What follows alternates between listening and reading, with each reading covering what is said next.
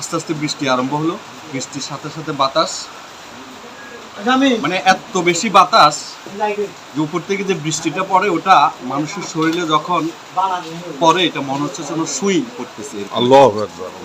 আসসালামু আলাইকুম। ইসরা গ্যালারির পক্ষ থেকে সবাইকে আন্তরিক শুভেচ্ছা। দর্শক, আমি খুবই বেদনা বরাক্রান্ত হৃদয় নিয়ে আমি আজকে আবার একটা ভিডিও তৈরি করতেছি। 29শে এপ্রিল 1991 সালে যে ভয়াল কালবৈশাখী ঝড় হয়, ওই ঝড়ে যারা খুব কাছ থেকে দেখেছেন কতটা ভয়াবহ ছিল। আজকে 29শে এপ্রিল 2026 সাল। তো আজকে এই দিনে সেই পিছনের কথা মনে পড়ে গেল। যিনি খুব কাছ থেকে দেখেছেন আমাদের হানিফ সাহেব, ওনার সাথে আমরা পরিচয় হব। আসসালামু আলাইকুম। ওয়ালাইকুম আসসালাম। কেমন আছেন আপনি? হ্যাঁ, আলহামদুলিল্লাহ ভালো আছি। আচ্ছা, আপনি যদি আমাদের সাথে একটু শেয়ার করতেন যে 1991 সালে সেই 29শে এপ্রিল কালো রাত, মানে ওই মুহূর্তগুলো যদি আমাদের সাথে একটু শেয়ার করতেন। 1991 সালের 29শে এপ্রিল আমাদের বাড়িটা ছিল প্রায় সাগরের কাছাকাছি।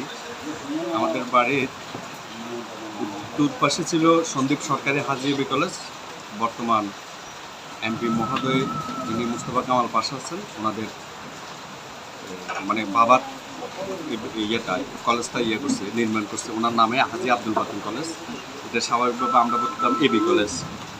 তার উত্তর পাশে ছিল ওয়াবদা পানি উন্নয়ন বোর্ড, তার পশ্চিম পাশে ছিল সাবেক মেয়র জাফরুল্লাহ টিটু স্যারদের বাড়ি।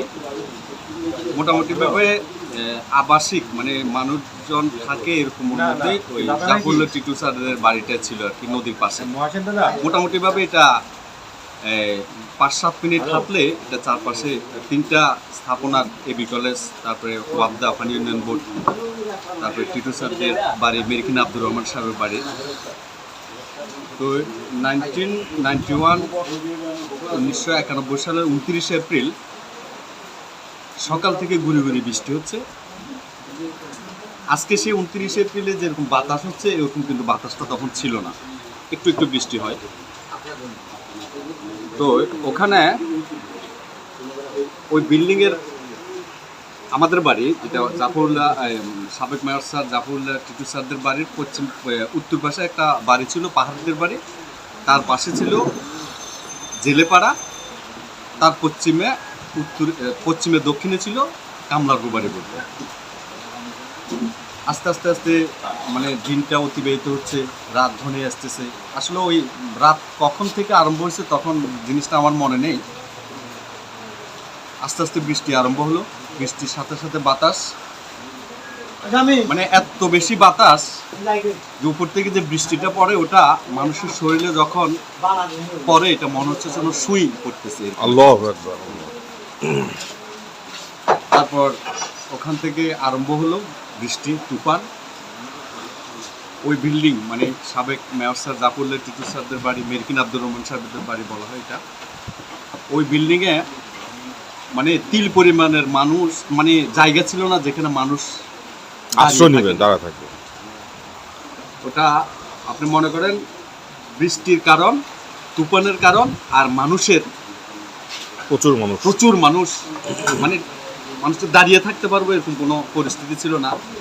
যথারীতি বৃষ্টি চলতেছে, তুফান হচ্ছে, বিল্ডিংটার মাঝখান বরাবর ফেটে যায়। ওই বিল্ডিংটার মাঝখান বরাবর মানে বিল্ডিংটা 2 ভাগের মতো এরকম একটা অবস্থা হয়ে যায়। ওখান থেকে আশেপাশে মানুষজন আসতেছে, কেউ আসতেছে না, কেউ আসতে পারতেছে না। প্রচুর পরিমাণের পানি, একতলা বিল্ডিংয়ের মাঝ বরাবর পর্যন্ত পানি চলে আসছে। একটা বিল্ডিংয়ের যখন মাঝ বরাবর পর্যন্ত পানি চলে আসে তখন তো মানুষের বেঁচে থাকাটা ক্ষীণ হয়ে যায়। আর চারপাশ থেকে বিল্ডিংয়ে যখন একতলা বিল্ডিংয়ের মাঝখান বরাবর পানি আসে তখন স্থলভাগ, যেখানে বিল্ডিংয়ের নিচে যেগুলো আছে, জমি যেগুলো আছে, ওগুলো তো মানুষের মানে মাটির স্পর্শ পায়নি মানুষ, এরকম একটা অবস্থা। যারা আসতে পারছে আসছে, যারা আসতে পারে নাই তারা বেশি চলে গেছে। কারো ওই কি বলে লাশ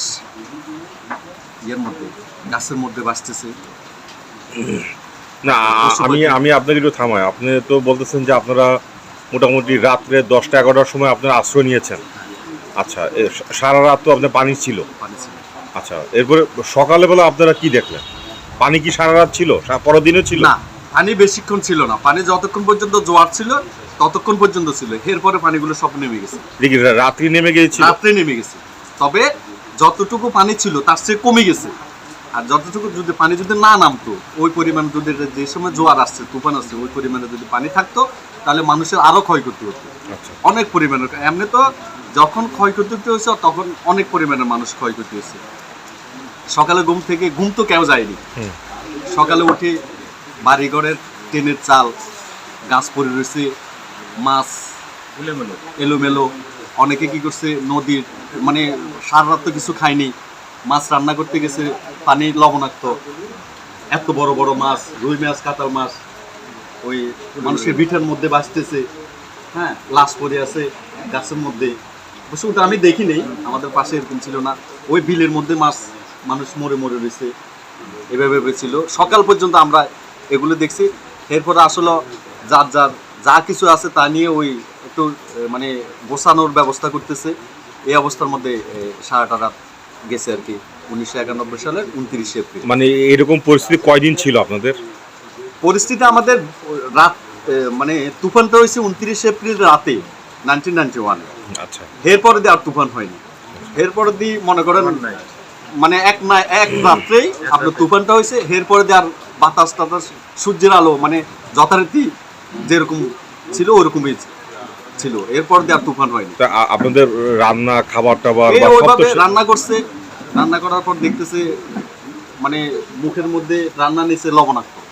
কেননা এখানে তো কলের পানি বলতে, ফুটুর পানি বলতে কিছু হয়নি। যারা রান্না করছে হাঁস করে রান্না করছে, কিছু করার নাকি বেশ বাস করতে হবে। কিন্তু দেখা যায় খাইতে সময় লবণাক্ত, এগুলো আর খেতে পারেনি। হ্যাঁ, এভাবে চলছে। তখন তো আপনি অনেক ছোট ছিলেন? আমি অনেক ছোট। আচ্ছা আচ্ছা। আর কোনো কি স্মৃতির কথা মনে পড়ে যেটা আসলে আপনি ভুলতে পারেন না এখনো মনে পড়ে? আসলে তখনকার 1991-এর মানুষের জীবনধারা আর এখনকার জীবনধারার মধ্যে অনেক তফাৎ ছিল। আমার একটা স্মৃতির কথা মনে পড়ে,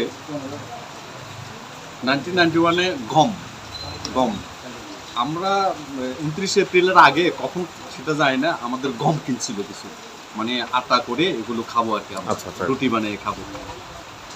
ওই মনে করেন 50 কেজিওয়ালা বস্তা যেটা আছে, এটা এখনকার 50 কেজিওয়ালা, তখন মনে করেন 20 কেজি গম নিচ্ছে। ওই 20 কেজি গম বৃষ্টির পানিতে, নদীর পানিতে ফুলে এটা ফেটে গেছে, মানে 50 কেজি মানে 4-5 ডবল হয়ে গেছে।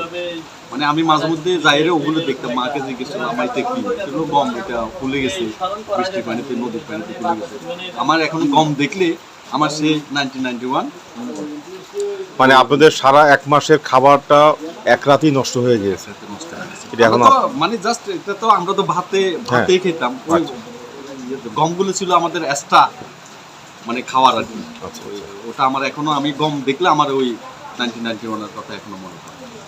তো দর্শক, আসলে উনি কথা বলতে বলতে এক পর্যায়ে ওনার চোখে পানি চলে আসে। আমরা আসলে আজকে 29 এপ্রিল 2026 সাল হলো, সারাদিন বৃষ্টি হচ্ছে তো, যার ফলে এই পিছনের ইতিহাস তারা আসলে এখনো ভুলতে পারেনি। হ্যাঁ, সারা বাংলাদেশে এটা ইফেক্টটা হয়, তবে সবচেয়ে বেশি ক্ষতিগ্রস্ত হয় সন্দ্বীপ। তো এই কারণে সন্দ্বীপের যারা কাছ থেকে দেখেছেন, হয়তো তারা তখন তাদের বয়স 12 বছর 13 বছর ছিল, কিন্তু তারা ওই স্মৃতিটা এখনো ভুলতে পারেনি। ধন্যবাদ আপনাকে আমাদেরকে সময় দেওয়ার জন্য। ভালো থাকবেন। আসসালামু আলাইকুম। ওয়ালাইকুম আসসালাম।